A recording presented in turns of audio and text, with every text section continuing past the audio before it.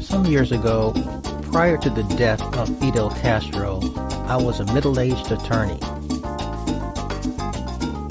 I received a letter from a judge in Minnesota inviting me to be a part of a delegation which would travel to Cuba to discuss Cuba's system of justice. Initially, I was quite hesitant to go.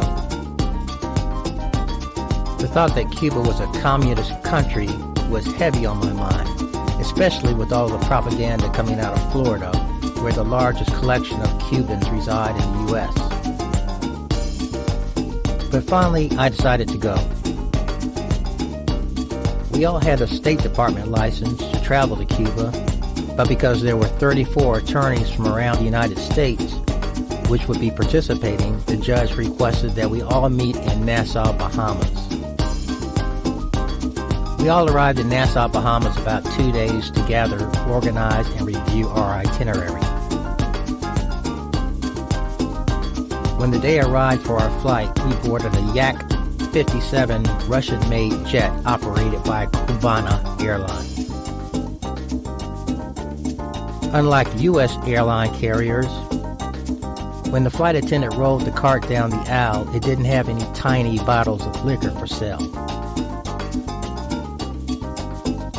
The flight attendant's cart had liter-sized bottles of rum among other liquor types for sale, as well as cartons of cigarettes. When we landed at Jose Marti Airport, we exited down the stairs from the aircraft and rolled our luggage to the immigration line. As I approached the immigration officer, he carefully inspected my U.S. passport. Then he stamped the visa on a separate piece of paper and slid the visa document inside my passport. However, because I had a State Department license, I requested that he stamp my U.S. passport.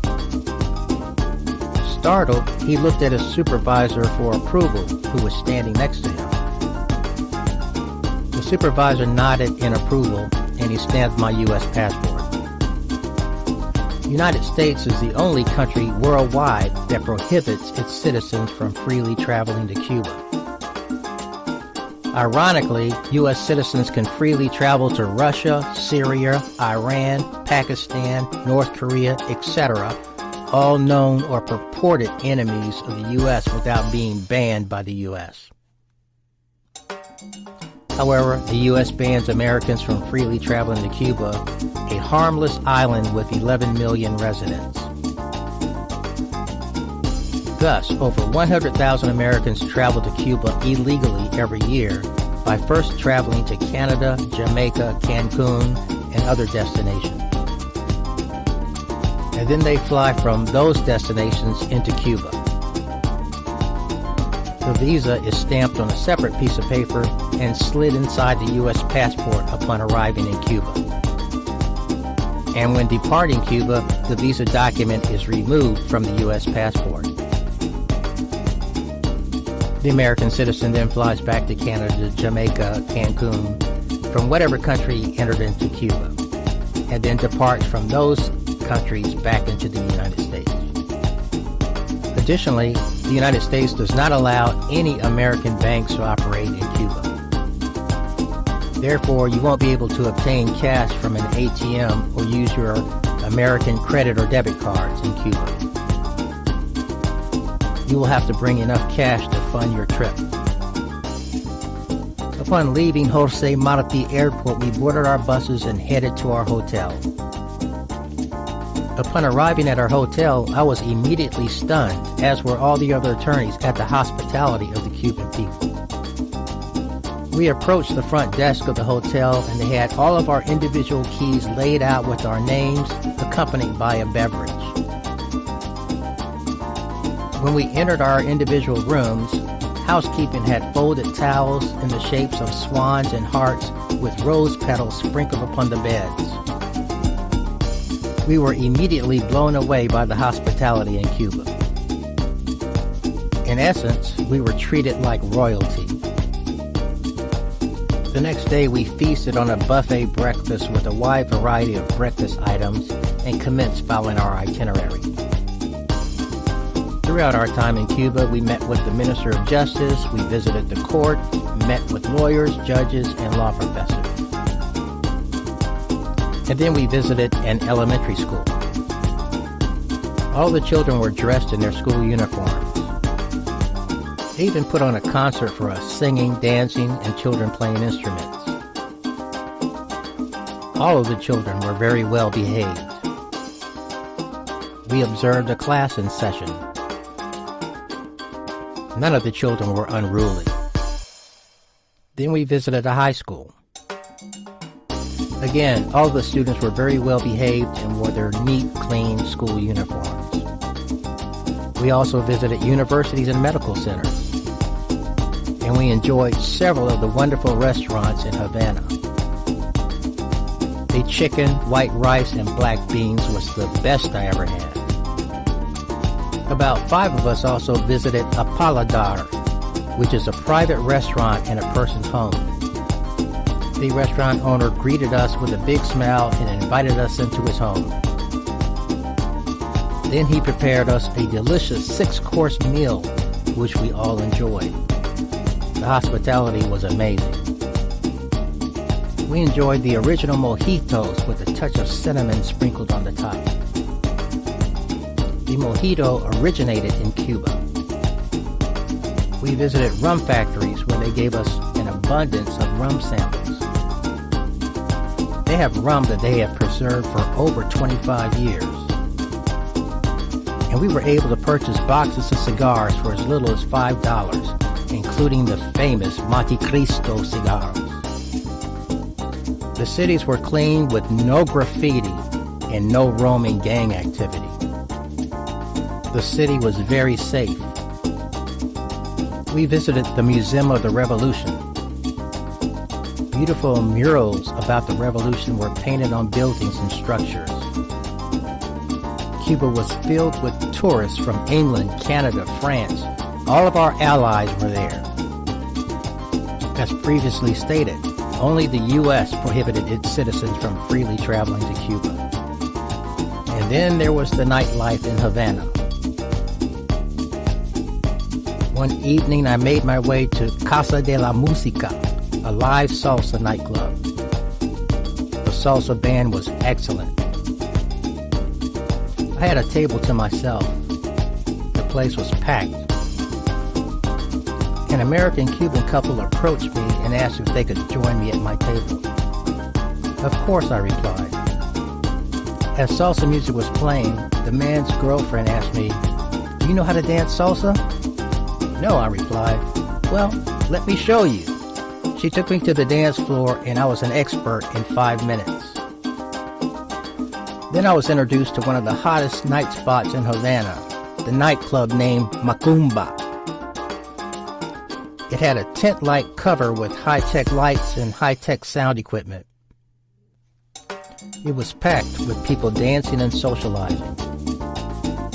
Cuba had mandatory health tests, and all the ladies could get into all the night spots for free as long as they had their health card. And the night spots were flooded with Cuban ladies of all shades of color. I was immediately struck by the racial harmony in Cuba. Cubans of all shades and colors blended together like a family. However, it is widely known that once Cubans migrate to the United States, some Cubans then take on the U.S. mindset and they adapt various degrees of racism and prejudice. I lived in Germany 6 years, and I traveled to Toronto, Vancouver, Montreal, France, Italy, Aruba, Jamaica, Bahamas, Cancun, Cozumel, Puerto Rico, Grand Cayman Islands, Brazil, Costa Rica, and Dominican Republic. But what dawned on me while in Cuba is that I could not sense any stress in the atmosphere. There were no homeless people in Cuba. Healthcare was free in Cuba. Education was free in Cuba as far as you wanted to take your studies. Crime was virtually non-existent. In fact, one of the attorneys in our delegation met someone who had just been released from prison. The man was originally sentenced to 18 years in prison, but was released after serving 9 years. And what was his crime? stealing a watch. So, crime does not pay in Cuba. When I stood on a street in Havana and watched Cubans walking up and down the street, something struck me. They were all dressed very neat and clean, and they all had contentment on their faces.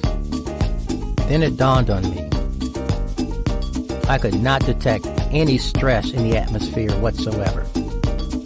The thought came to me that I had been missing out on life. Our itinerary indicated that we would have to leave Havana and go to Cienfuegos for 3 days. Everyone loved Havana so much there was almost a revolt. No one wanted to leave Havana. However, we all conceded and boarded the bus bound for Cienfuegos. We arrived in Cienfuegos late in the afternoon and checked into our hotel. Again, the towels on our beds were shaped like doves, swans, flowers, hearts, and roses. So beautiful. To my surprise, attached to our hotel was the hottest night spot in Cienfuegos. The nightclub opened at 7. And right at 7, I was astonished by the droves of people walking down the street on their way to the night spot attached to our hotel. The scene was very festive into the wee hours of the morning. And again, throughout Cuba, the memory of the revolution could be seen in beautiful, colorful murals and photos. Still, no graffiti. We then made our way to Santa Clara, where we witnessed the train where Che Guevara, during the revolution, defeated Batista's soldiers. We also visited the tomb, where the world-renowned revolutionary Che Guevara is buried. When we entered the building, instead of using electricity to illuminate the building, they used torches affixed to the walls. The atmosphere was very sacred. No talking was allowed. The attendants signaled us, shh, as they put their fingers over their lips. We viewed Che's weapons, saddle, and other equipment that he used during the revolution. Then it was off to Trinidad, Cuba. Again, the hospitality was phenomenal. As soon as we stepped off the bus, we were greeted by very nice Cuban ladies of various ages who walked with us and told us all about the city of Trinidad. And they eagerly wanted to know more about us. Then it was back to Havana. One thing I discovered about Fidel Castro is he was very long-winded. I would wake up and head down to the buffet breakfast at 9 o'clock in the morning and notice Fidel Castro on television giving a speech. 3 hours later, he would still be engaged in his 3-hour speech non-stop. Another thing I noticed about Cuban people was the genuine passion. And whenever there was a celebration, the people turned out in droves for celebrations and holidays. Great warmth and welcoming friendships were always visible. The people were always very approachable regardless of race or skin color. It was amazing. As the day arrived for us to depart Cuba, everyone in the delegation was greatly saddened. None of us wanted to leave, and all of us professed our love and enjoyment for the people in Cuba. As previously stated, Cuba was the only country that I had ever visited where I could not detect any stress in the atmosphere. Therefore, I felt like I had been missing out on life. So, upon returning to the United States, I immediately began flight training and scuba training. We all vowed that we would visit Cuba again. My second trip to Cuba occurred 6 months later. Again, I had a State Department license and was not part of any delegation. There were about 20 of us traveling to Cuba together, flying directly out of Miami. There were a few journalists and a college professor in our group. And again, when we landed in Havana at Jose Marti Airport, I asked the immigration officer to stamp my passport, which he did. This time, I determined that I would go where the locals are and avoid the tourist areas. So I obtained a room at Hotel Nacional, the most famous hotel in Havana, which was purportedly built by the mafia during the corrupt Batista regime. Again, as before, the hospitality was phenomenal. I decided to go and hang out near the Capitolio. I watched the Cuban people as they came and went. One thing I discovered: where the locals hang out, everything was $1. I discovered small salsa clubs and live music was everywhere. There was no cover charge and every drink was $1. One salsa club had 6 different bands. One salsa band would start immediately after the other concluded its set. But then something truly amazed me. I stood one sunny afternoon near the Capitolio, just watching the people come and go.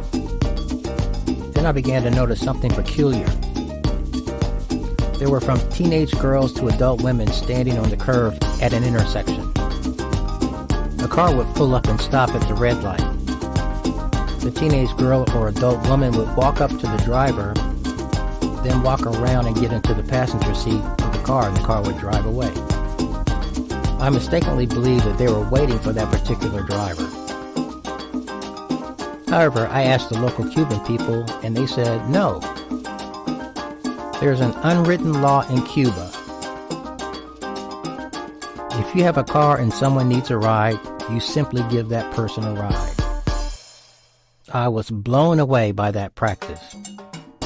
You could never do that in the United States. So many criminal acts would occur if you ever tried to do that in the United States. Girls and women would be missing everywhere. But not so in Cuba. I felt so at home with the Cuban people. I honestly did not want to leave. 3 days before my departure, I noticed uniformed soldiers and security officers about 3 blocks up from my hotel. I approached one of them and asked, "What is this all about?" He pointed down the street where there was a row of black Mercedes-Benzes parked side by side. He then said, "Fidel Castro is down there." Then on my final day in Cuba, I walked outside of the Hotel Nacional and discovered that all of the cars had been removed from the front of the hotel, and there were plainclothes and uniformed police officers and soldiers standing around in the front of the hotel. Security officer approached me and asked, "What are you doing here?" And I said, "I'm just waiting for my ride to the airport."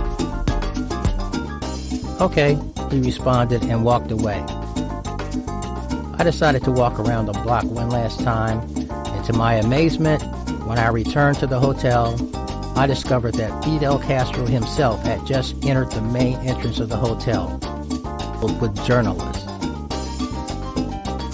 I missed seeing Fidel Castro in person by 5 minutes. A hurricane hit Cuba the day after I left. When it comes to the Caribbean islands, Central and South America, people always ask me, "You have been to Aruba 9 times, Jamaica 3 times, Grand Cayman Islands once, Puerto Rico 3 times, Bahamas once, Cancun 5 times, Cozumel 3 times, Brazil once, Costa Rica 3 times, Dominican Republic once, and Cuba twice. Which destination was your favorite?" My immediate response is always Cuba. One caveat though. I would only live in Cuba 6 months out of the year. Reason being, Cuba is typically in the direct path of hurricanes. Journey to Cuba. Don't forget to hit that like button.